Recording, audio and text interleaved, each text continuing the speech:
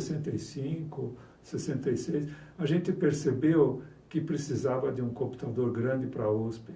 E organizamos convocamos uma reunião de pesquisadores aqui, enchemos uma sala com gente de todas as unidades e fizemos uma espécie de manifesto dizendo que a gente precisava de um computador de grande porte, científico, como todas as universidades americanas tinham. Eu me lembro quem era o reitor naquela época, acho que era o professor Miguel Reale.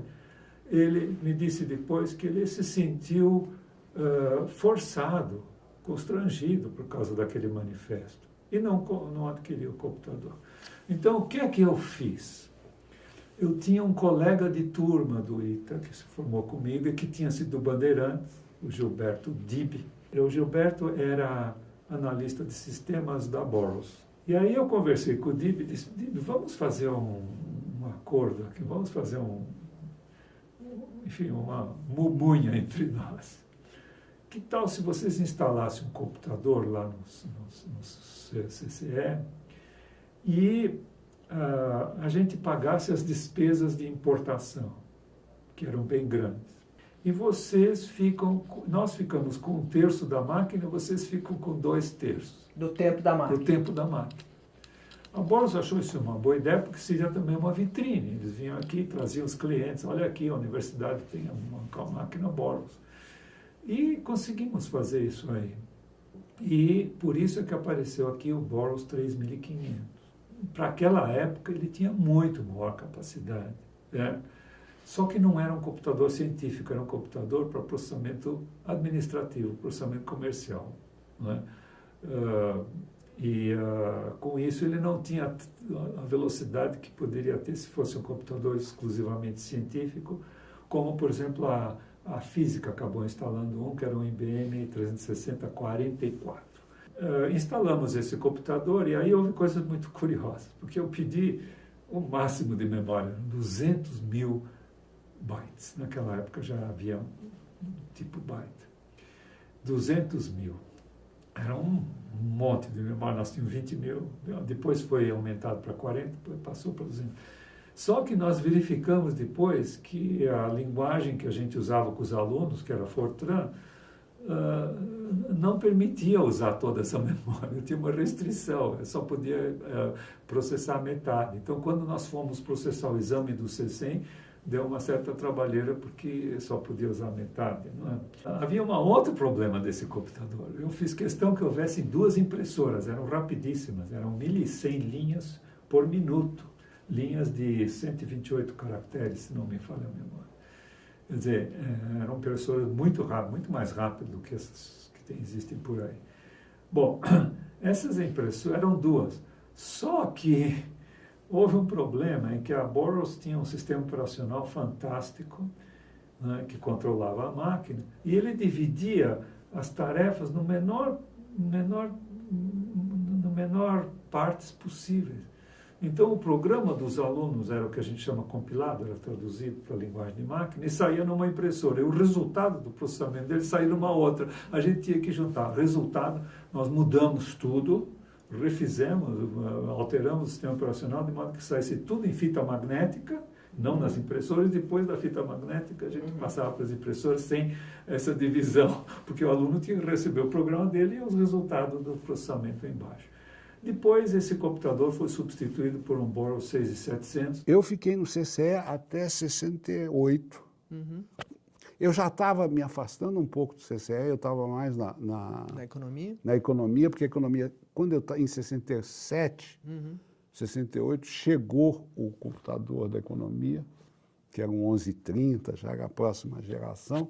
Então, em 66, o Imre e eu nos formamos juntos, e nós fomos contratados pela USP. Eu fui contratado pela Faculdade de Economia e Administração. Que já tinha um computador. Então. Que acabou de comprar um. O Imre foi contratado pela Faculdade de Higiene e Saúde Pública, porque ele colaborou muito com o Rubens Murilo Marques, que era daquela faculdade na época.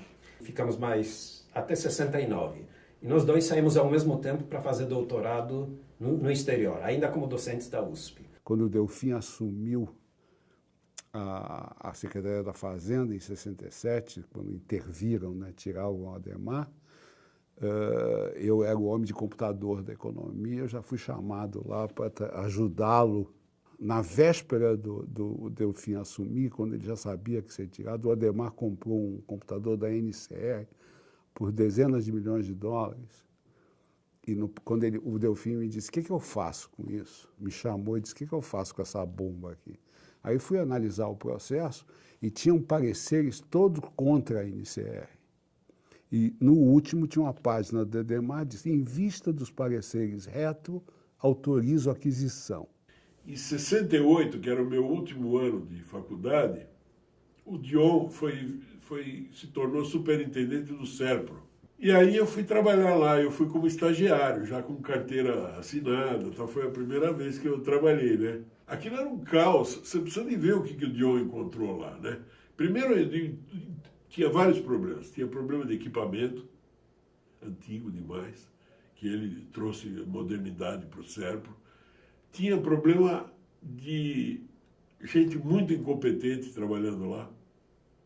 Tinha problema de corrupção. Inclusive, uma das coisas que eu fiz lá, que eu achei quase que deprimente, me botaram para fazer uma nova folha de pagamento da Secretaria do Ministério da Fazenda. Eu fiquei tão chocado, por isso é um negócio tão trivial, deram para mim, insistiram que eu fizesse. E só um ano depois me falaram, porque tinha corrupção no sistema antigo e nós queríamos um cara que fosse confiável. Obrigado, hein? Eu voltei em 73, aí eu estava na economia, eu vi que lá não tinha muita afinidade com o que eles faziam lá, e eu consegui mudar também para o IME. Como eu tinha compromisso com a USP de ficar pelo menos 4 anos, porque a USP me manteve durante o doutorado, eu fiquei mais 4 anos, mas aí por motivos pessoais, eu e minha esposa decidimos sair de São Paulo. Em 77, acabei indo para a Unicamp. O curso na Unicamp começou em 1969. Existe uma disputa com a Federal da Bahia, mas nós achamos que nós somos o primeiro curso de computação do Brasil, né? de graduação. Uhum. Veja, todos esses nomes que eu falei até agora, todo mundo era engenheiro, não tem ninguém formado em engenheiro de computação, simplesmente porque não existia curso de computação. Nem nos Estados Unidos, né? Começou nessa época, mais ou menos. O Rubens chegou para o Zeferino e falou, Zeferino, eu quero abrir um curso de ciência da computação no IMEC, Estudo de Matemática e Estatística. O que é computação? É o futuro, Zeferino. Ele falou, então pode. Disse que foi assim o negócio. Porque com o Zeferino era papum. Sabe como é que eu fui contratado na Unicamp? Eu saí daqui, o Rubens me pegou pela mão, eu fui entrevistado pela Comissão do Tempo Integral, pela Comissão do sei quem, Comissão do sei quem, fui apresentado para o Zeferino. Você acha? Um moleque de tarde, aí fomos almoçar, de tarde eu fui lá na reitoria e assinei o contrato. Você acha? Hoje em dia, na USP, na Unicamp, você leva 6 meses para ser contratado. O Rubens Murilo Marques ia lá na engenharia falar, pessoal, vem fazer curso de computação, é legal. Mas ele não fez vestibular, não precisa. Aí transferia os alunos da engenharia para a computação. Roubava? O nível dos alunos era muito fraco, porque... Eu me lembro que eu cheguei lá, tinha que dar computação avançada, eu fui baixando o nível. No fim, eu estava dando aula de programação básica para eles, porque eles não sabiam nada. Não é que eles fossem fracos, desculpe, isso não é justo. Eles eram ignorantes, eles não tinham tido a formação, nenhuma, né? Quer dizer, eu saí em 69, já tinha saído do ISO, porque ele depois foi fazer doutorado no exterior, ele fez doutorado em Stanford com um dos maiores cientistas da computação que já houve, que era o Donald Knuth. Ele foi orientador do ISO. O Dion já tinha saído, foi primeiro para o Banco do Brasil, se não me engano. Depois ele foi ser presidente do SERPRO e depois presidente do CNPq. Veja que coisa incrível, né? O que saiu daquela coisica que era o CCN, depois o CCE. Saíram personalidades assim, não é? O ISO foi presidente da Prodan, foi presidente da Elebra, que foi uma das primeiras indústrias de informática, né? Fabricava impressoras, aqui ele foi presidente da Elebra. Tudo saiu desse núcleo. Eu ficava um pouco agoniado com o fato do Centro de Cálculo Numérico estar na Poli. Eu achava que ele devia prestar serviço para toda a universidade e não ser da Poli. E por isso eu propus que ele passasse para o Instituto de Pesquisas Matemáticas, o IPQM, que foi feito naquela época, foi instituído naquela época, para fazer a pós-graduação em matemática unificada. Porque havia departamentos de matemática em cada faculdade, aqui na faculdade de arquitetura, na física, cada um, a economia, a filosofia, cada um tinha seu departamento de matemática. Isso foi antes da reforma da universidade. Então, eu tive a iniciativa de mover o Centro de Cálculo Numérico para o Instituto de Pesquisa Matemática. E aí é que eu dei o nome de CCE, Centro de Computação Eletrônica. Bom, Nessa época. Foi em 67, 68, eu já tinha doutorado. Só que continuou sendo uma coisa extremamente informal. Eu não sei se há algum registro do CCE na diretoria. Nós não nos preocupávamos com a formalidade, compreender?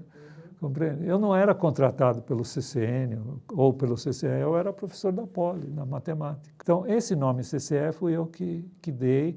Achei que devia ser Centro de Computação Eletrônica, porque eu sabia que o computador não era só para fazer calculeira numérica, ele era uma máquina de tratar símbolos, né, de manipular símbolos. Como é que você diria que é a importância do centro de comunicação, do centro de computação que vocês criaram em 64? Eu acho que ele trouxe ele permitiu ao Brasil dar um salto tecnológico. Quer dizer, você viabilizou, por exemplo, uma área de econometria na USP, você pode até divergir da linha da turma, mas você não vai discutir o mérito dos modelos, da influência do pessoal, que não podiam, simplesmente eles tinham que ir aos Estados Unidos antes, naquela época, rodar alguma coisa, voltar para o Brasil. Então, a capacidade de modelagem era terrível, era muito ruim. Mesma coisa na área médica, mesma coisa na área... E eu acho que também, de repente, abriu o olho do pessoal para a existência do computador, que não era um negócio óbvio, que não era um negócio importante. A principal contribuição do CCE, acho que foi educacional, do Centro de Cálculo Numérico do CCE. Por quê? Porque foi a USP e a Politécnica foi a primeira faculdade que deu aula de computação no Brasil para todos os alunos. Foi a Poli.